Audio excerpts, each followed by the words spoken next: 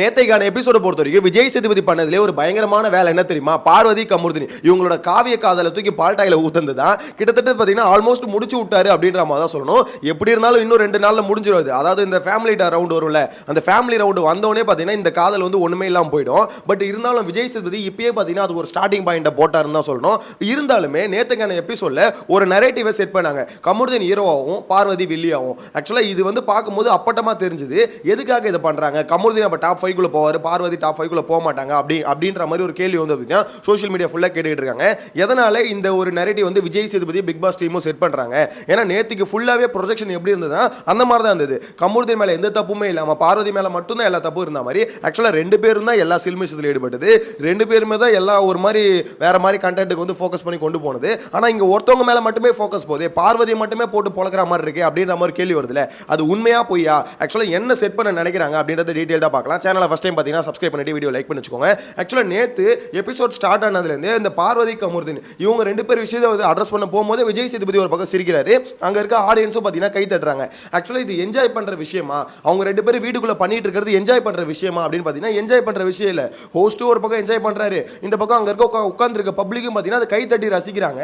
கமுர்தினி நீங்கள் எந்த பெட்ரூமில் தூங்கணும், நீங்கள் எங்கே இருந்தீங்க அப்படின்னு கேட்குது. அவர் இன்டைரக்டாக என்ன கேட்குறாருன்னு தெரியுது. ஓகேங்களா?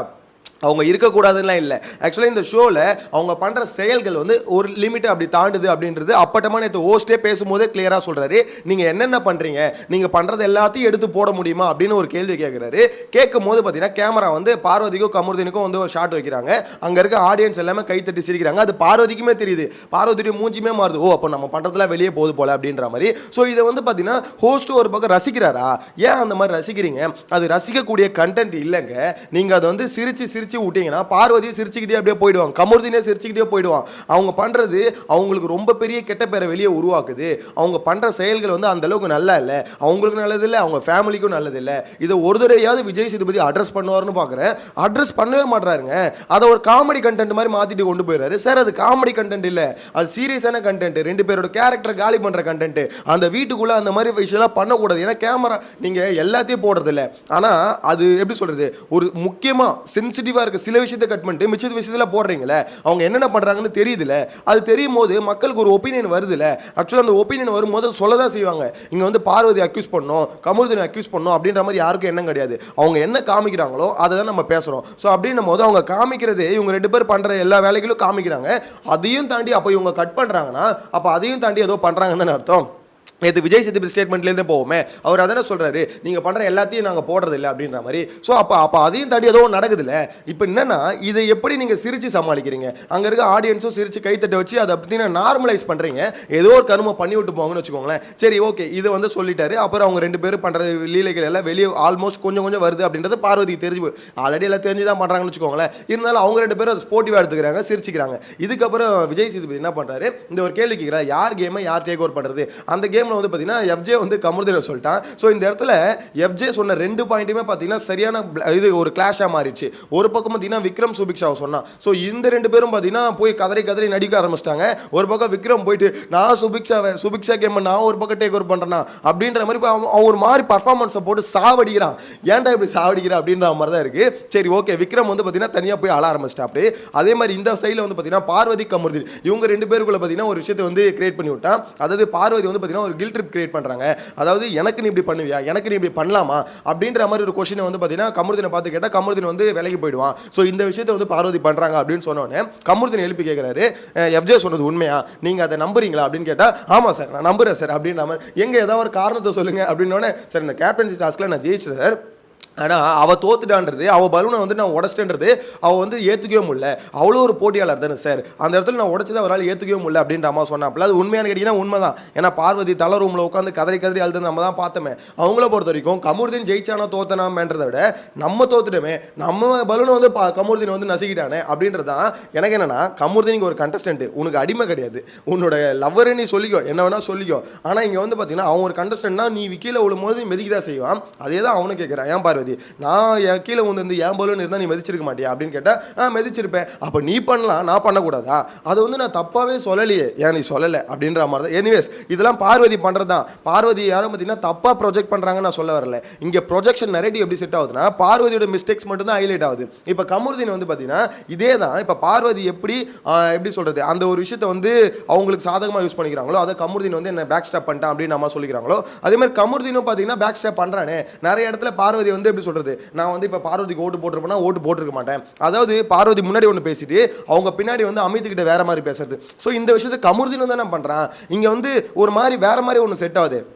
அப்போ கமருதீன் பேக் ஸ்டாப் பண்ணுறதுலாம் இப்போ இல்லவே இல்லையா? நாங்கள் தான் பார்க்குறோமே சார், பார்வதி எப்படி பேக் ஸ்டாப் பண்ணுறாங்களோ, பார்வதி எப்படி கமருதீனை யூஸ் பண்ணி அங்கே ஒரு கேம் ஆடணும் அப்படின்னு சொல்லிட்டு ஒரு அவனை வந்து பார்த்தீங்கன்னா கடைசி வரைக்கும் அடிமை மாதிரி ஒன்று வச்சுக்கணும்னு நினைக்கிறாங்களோ, அதே மாதிரி கமருதீன் என்ன பண்ணுறான்னா பார்வதியை ஒரு கேமுக்காக யூஸ் பண்ணுறான். ஆனால் என்னன்னா அவன் பேக் ஸ்டாப் பண்ணுறது இல்லை. ஆக்சுவலாக எப்படி சொல்கிறதுனா, அங்கே வந்து முன்னாடி ஒன்று பேசிட்டு பின்னாடி ஒன்று பேசுகிறானே தவிர அவங்க கேமை வந்து யூஸ் பண்ணி, அதாவது அவங்க கண்ணு முன்னாடி அதை பண்ண முடியல கமருதீனால. ஏன்னா கண்ணு முன்னாடி பண்ணால் பார்வதி ஈஸியாக கண்டுபிடிச்சி போட்டு பொலந்துரும். அதனால் என்ன பண்ணுறான், பின்னாடி வந்து பேசுகிறான், மாற்றி பேசுறான். பார்வதி கிட்ட ஒரு மாதிரியும், பார்வதி இல்லாதப்போ ஒரு மாதிரியும், அமித் கிட்ட ஒரு மாதிரி. அதே மாதிரி ஓட்டு போடுற இடத்துல பார்த்தீங்கன்னா நான் பார்வதிக்கு ஓட்டு போட மாட்டேன், பார்வதி கிட்ட கேட்கும்போது நான் உனக்கு தான் ஓட்டு போடுவேன்.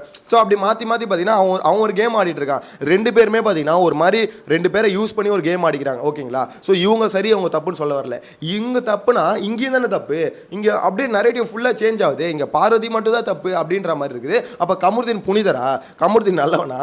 எனக்கு அந்த ஒரு கேள்வி வருதுல்ல. இங்கே நல்லவன் கேட்டவன் அப்படி அந்த மீனிங்கில் சொல்ல வரல. ஆக்சுவலாக இங்கே ரெண்டு பேருமே தான் ஒரு விஷயத்தை பண்றாங்க. ரெண்டு பேருமே தான் ஒரு சீப்பான ஒரு கேம் ஆடிட்டு இருக்காங்க. லவ் கண்டென்ட்ன்ற பேரை வச்சுக்கிட்டு ஒருத்தர் மாற்றி ஒரு கண்டென்ட் ஒன்று கொடுத்துட்டு இருக்காங்க. அது மட்டும் இல்லாமல் இவன் வந்து பார்த்தீங்கன்னா சில சமயத்தில் பார்வதி யூஸ் பண்ணுறதும், பார்வதி பல சமயத்தில் கமருதீனை யூஸ் பண்ணுறதும் நடந்துக்கிட்டு தான் இருக்கு. ஆனால் சேனல் ஒரு நரேட்டிவ் செட் பண்ணுது. அதை பார்க்கும்போது ஒரு விஷயம் கிளியராக தெரியுது, பார்வதியை டாப் 5 போக விட மாட்டாங்க, அடித்து துரத்தி விட்ருவாங்க. கண்டிப்பாக சொல்கிறேன், பார்வதியை பார்த்தீங்கன்னா அப்படியே அடிச்சு கொண்டு வந்து ஒரு குறிப்பிட்ட டைமில் பார்த்தீங்கன்னா எவிக் பண்ணி விட்ருவாங்க. கமருதீனை டாப் 5 புஷ் பண்ண போகிறாங்க அப்படின்றது கிளியராக தெரிஞ்சு போச்சு. எனக்கு தெரிஞ்சு சபரி, கமருதீன் இவங்களாம் டாப் 5 வந்துருவாங்க. ஏன்னா கிட்டத்தட்ட அப்படி தான் போயிட்டு இருக்கு. ஷோ கொண்டு போகிறது அப்படி தான் கொண்டு போயிட்டு இருக்காங்க. ஒருத்தன் ஒரு வாரம் ஃபுல்லாக ஒன்றுமே பண்ண மாட்டான், அவன் மேலே எந்த ஒரு கம்ப்ளைண்ட்டும் வர மாட்டுது. ஆனால் சொகுசாக ஒருத்தன் வாழ்ந்துகிட்டு இருக்கான், அது சபரி தான். எனக்கு தெரிஞ்சு டாப் 5 போயிடுவான். ஆனால் சபரி நீ வேறு லெவல்ரா அப்படின்ற மாதிரி தான் இருக்குது. என்ன யாரா நீங்களா, எப்படா அவங்களால எதாவது முடியுது அப்படின்ற மாதிரி தான் ஒரு பக்கம் யோசிக்க தோணுது. எனிவேஸ் என்ன பண்ண போகிறானுங்க அப்படின்றத வெயிட் பண்ணி தான் பார்க்கணும். ஆனால் ஓப்பனாக நேற்று வந்து விஜய் சேதுபதி இந்த ரெண்டு பேரோட கன்றாவி காதலை வந்து ஓரளவுக்கு பார்த்தீங்கன்னா செதைச்சு விட்டார் அப்படின்னு நம்ம தான் சொல்லணும். கம்மு பார்த்து இருந்துக்கோ பொழைச்சிக்கோ அப்படின்னு நம்ம தான் சொல்லிட்டு போனார்ல. ஸோ அதை பார்க்கும்போது இதுக்கப்புறமாவது பார்வதிக்கிட்டேருந்து கொஞ்சம் உஷாராடுறா அப்படின்ற மாதிரி தான் சொல்கிற மாதிரி இருக்குது. சார் இங்கே வந்து மெயின் கல்பிரிட்டே கமருதீன் தான் சார் ஸ்டார்டிங்லேருந்து. ஏன்னா இந்த இடத்துல பார்த்தீங்கன்னா ரெண்டு பேருக்குமே ஒரு ஃபீலிங்ஸ் இருக்குது. ஓகேங்களா? ஒன்று இருக்குன்னா இருக்குது, ஃபுல் ஆன் சைடு நிற்கணும், இல்லைன்னா இல்லை. ஸோ இதை வந்து கமருதீன் ஸ்டார்டிங்லேருந்தே பண்ணுறது இல்லை. இங்கே வந்து பார்வதி வந்து ஒரு அக்யூஸ்டா அப்படின்ற மாதிரி கேட்டிங்கன்னா ஆமாம், A1 பார்வதினா A2 கமருதீன் ரெண்டு பேருமே பார்த்தீங்கன்னா ஒரு ஃபீலிங்ஸை வச்சுக்கிட்டு அதை ஒரு மாதிரி கேமாக கன்வெர்ட் பண்ணி விளையாடிக்கிட்டு இருக்காங்க. ஸோ இதை வந்து ஒருத்தரை மட்டும் குறை சொல்ல தப்பே இல்லை. இங்கே வந்து இவருக்கு எதுவுமே தெரியாது, அப்பாவி மாதிரி ஒரு ப்ரொஜெக்ஷன் கொடுப்பாங்களே, அந்த மாதிரி ஒரு அப்பாவி ப்ரொஜெக்ஷன் எதுக்கு கமருதீன் கொடுக்குறீங்க? எனக்கு அதுதான் புரியல. கமருதீன் நாங்கள் அப்பாவி கிடையாது, அவன் அந்த ஃபேஸை வச்சுக்கிட்டு அவனும் சில வேலைகளை பண்ண தானே செய்கிறான்.